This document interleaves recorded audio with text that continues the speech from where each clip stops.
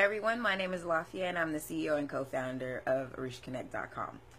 And of course I'm scouring the internet and I'm noticing some age-old bickering, and it's really boiling down to folks that are trying to say that one sect of religion is better than the other.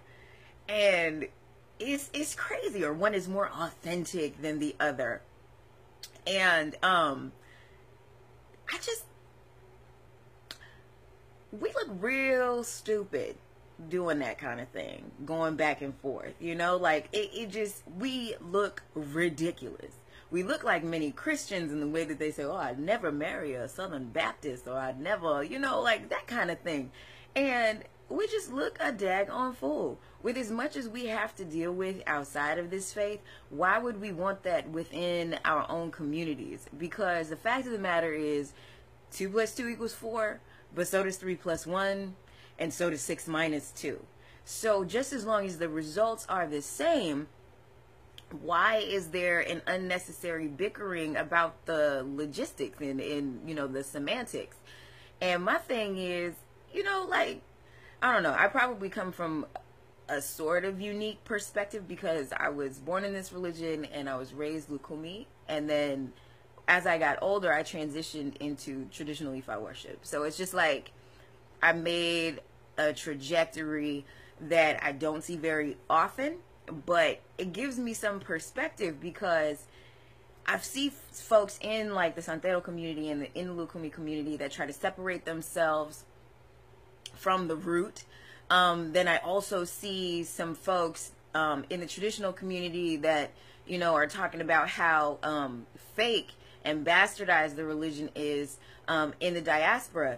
And then it's like, you know, could we not just try to get ourselves together? Could we not invest in our community in a unifying capacity? Because if we did, I promise you we would have a much better life.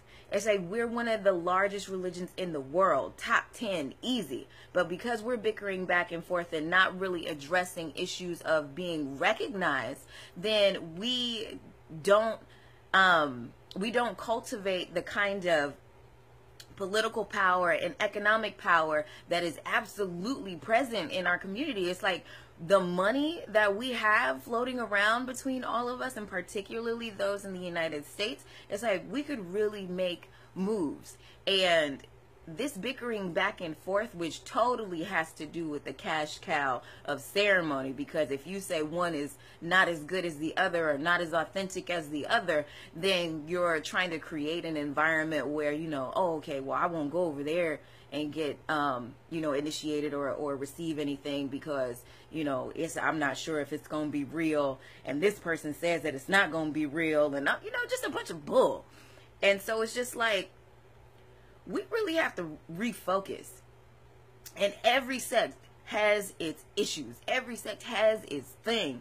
But given all of that, we are the most kind, flexible, malleable. Like, we have been able to survive being murdered for practicing, you know, robbed of language, robbed of identity, and still been able to do it under attack even today in Yoruba land. Like, come on now, we've gone through so much. So why would we not, you know, put a stop to it on these shores and in this time to where we can start talking about making some moves? We should have our own funeral parlors. We should have our own farms. We should be spending money with each other. But we too busy going back and forth bickering, talking about who's not doing something right and who's doing something wrong and da-da-da-da-da-da. And it's just like, save that. Save that. Save that. Because I feel like we have bigger fish to fry in our existence now. And we need to get on the ball. We need to get rolling. All right. So bye, beautiful people. Have a great day.